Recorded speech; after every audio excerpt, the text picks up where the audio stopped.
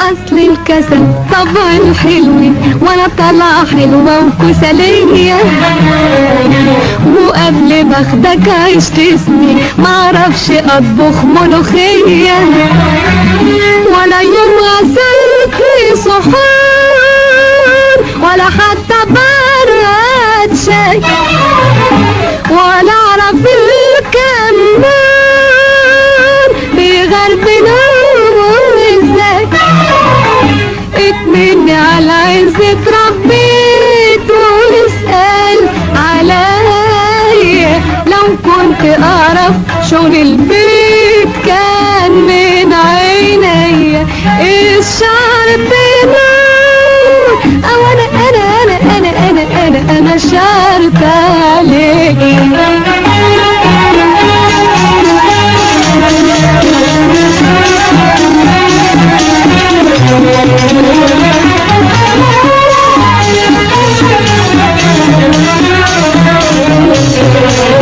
طول عمري عايشة في بيت بابا، ما مسكت فيه جرد المية، وكنت اقوم منه قلقة مغسول بيلمع حواليا، ولا يوم مسحت بلاط ولا عصرت الخيشة ولا فرقت بساط، وعايشة احسن عيشة.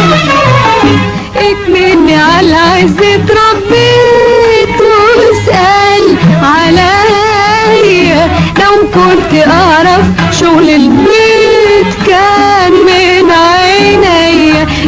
الشعر بنور او انا شعرت عليك.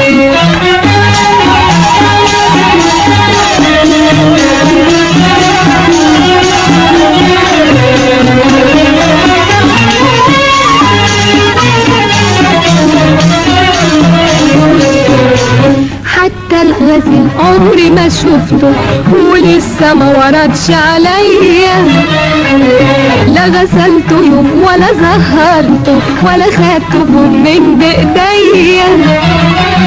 يا ريت يا نور العين عارفه الحاجات دي يا ريت، وكنت في دقيقتين خلصت شغل البيت. اكملني على عزة ربيت واسأل عليا، لو كنت اعرف شغل البيت كان من عينيا.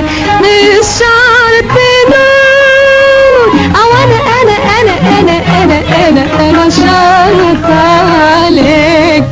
الله